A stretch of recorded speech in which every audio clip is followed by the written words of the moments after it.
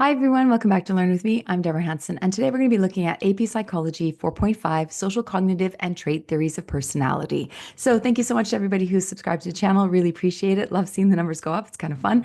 And if you do like the video at the end, please hit that like button. And if you have any questions, as always, please put them in the comments. I'm so happy to answer you if you have any questions about the content or anything in AP Psychology. Okay, so let's get started. So here we have all the key terms for 4.5, Social Cognitive and Trait Theories of Personality. There are two CED questions for this particular section of Unit 4. These are the key terms for the entire section of 4.5. I always make a separate video of those with the definitions and examples so that you can make your flashcards and learn the content of that, right? So super important to be able to know how to define them, but also to apply them when you get to the AP exam. So as I mentioned, there are two CED questions for this section of Unit 4, and we're going to look at the first one, which is explain how social cognitive theory of personality defines and assesses personality. And if you can see a cat in the video right now, it is my cat Clifford.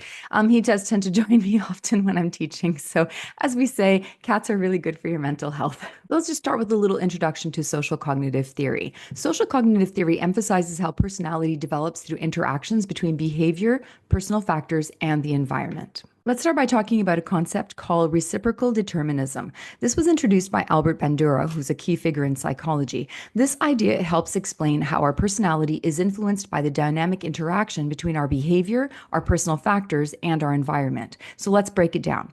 Reciprocal determinism shows that we don't just react to the world around us, we actively shape it, and in turn, it shapes us. Here are three components at play. First, behavior. This is about the actions we take and the decisions we make. So for example, how often you study, or whether you participate in class, or the hobbies you choose. The second one would be personal factors. These include your thoughts, your feelings, and your self-perceptions. For instance, your confidence level and how you see yourself as a learner or your interests. And the last one, environment. This refers to your social and physical surroundings like your family or school or your peer group that you interact with daily. So how does it all work? Well, what gets really interesting here, actually, these three factors constantly influence each other in a cycle. So, for example, imagine a student who excels in school. Behavior. Because of this success, they develop confidence, personal factor, and this confidence pushes them to enroll in challenging classes, environment, which further affects their behavior, like working harder and trying new activities. Why does this matter? This concept helps us understand that we have the power to influence our own development. Your actions can shape your environment and your mindset, and these in turn can push you towards success or even create obstacles depending on the choices you make. So let's wrap this up. Reciprocal determinism emphasizes the continuous interplay between behavior, personal factors, and the environment. It reminds us that we are active participants in shaping our personalities and our paths in life. So now we're going to talk about a concept called self-concept. In psychology, self-concept refers to how you perceive yourself. It's like a mental picture you have of who you are, including your abilities, your personality traits, and your role in relation to others. So think of it as the sum of all the beliefs you hold about yourself. So now self-concept is made up of two important components, self-efficacy and self-esteem. Self-efficacy is your belief in your ability to achieve specific goals or perform particular tasks. For example, if you think, I can train hard and successfully run a marathon, that reflects high self-efficacy. It's task-oriented and about your confidence in accomplishing something specific. Now let's talk about self-esteem. On the other hand, self-esteem is your overall sense of self-worth. It's how much you value yourself as a person. So for instance, someone with high self-esteem might feel proud of their identity, confident in their strengths, and generally have a positive view of themselves. These two components are related but not the same. So let me give you an example to clarify. Imagine a student who has high self-efficacy when it comes to academics. They're confident they can study hard and ace their tests. However, they might still struggle with low self-esteem if they don't feel good about themselves in other areas, like their social skills or appearance. So understanding self-concept is important because it shapes how we approach challenges, or how we interact with others, and how we grow over time. A positive self-concept can motivate us to take on new opportunities, while a negative self-concept can hold us back. So to sum it up, Self-concept is how you feel about yourself overall. Self-efficacy is about your beliefs in specific abilities, and self-esteem is your overall sense of worth. So now that we've learned about self-efficacy, self-esteem, and self-concept, let's see how they all work together, because these concepts don't exist in isolation. They influence and shape one another to create a comprehensive picture of who we are. Let's start with self-concept. This is the broader understanding of yourself, your identity as a whole. It's shaped by both self-efficacy, what you believe you can do, and self-esteem, how much you value yourself.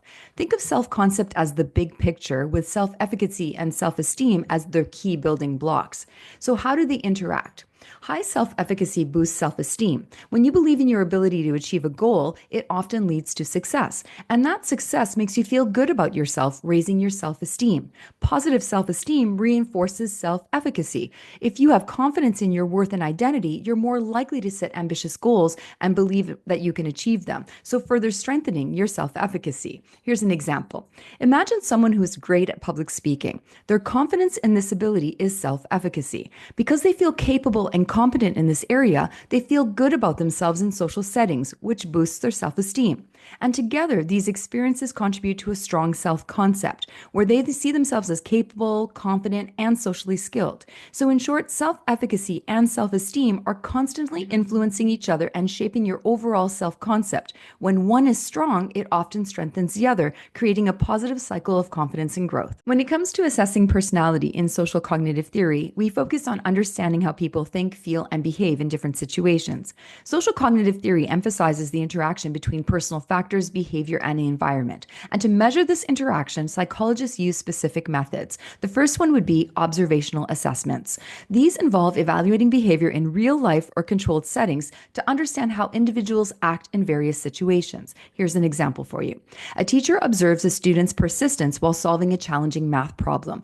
If the student keeps trying despite the difficulty, it might indicate high self-efficacy in problem solving. The second method that they use is self-report surveys. These surveys ask individuals to reflect on their beliefs, their behaviors, and their feelings. They're usually useful for measuring concepts like self-efficacy and self-esteem. For example, a questionnaire might ask, how confident are you in your ability to complete tasks on time? And responses provide insight into the person's self-efficacy and time management. These methods allow psychologists to assess both the observable behaviors and internal beliefs that shape personality within the social cognitive framework. The goal is to capture how individuals interact with their environment and how their thoughts and beliefs influence their actions. Now let's discuss the advantages and criticisms of social cognitive theory, which is one of the key approaches to understanding personality. But like any theory, it has strengths and it has weaknesses. So let's look at the advantages first. So social cognitive theory emphasizes how learning from our environment and interactions shapes our personality. It accounts for how behaviors are influenced by modeling and reinforcement. For example, a child learns persistence by observing a parent tackle challenges. The theory focuses on aspects of personality that can be observed and measured, such as self-efficacy and behavior patterns, making it scientifically testable. For example, a psychologist can assess how confident a person feels in specific tasks through self-report surveys and real-world observations.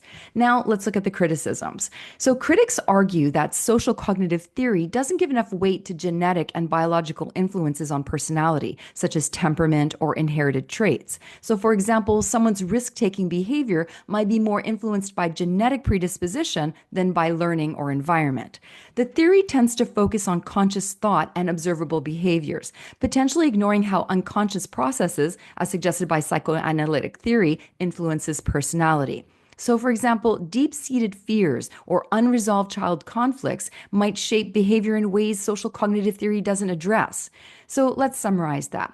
Social cognitive theory excels at explaining how environmental factors and learning shape personality, but it falls short in addressing biological and unconscious influences. So by combining insights from this theory and from other theories, psychologists can gain a more comprehensive understanding of what personality looks like. So we've learned a lot about social cognitive theory in this video, so let's just look at the key concepts we talked about. Reciprocal determinism, which explains the interaction of behavior, personal factors, and environment in shaping personality. We also talked about self-concept and how it integrates self-efficacy and self-esteem to define how individuals view themselves. Here's our key takeaway.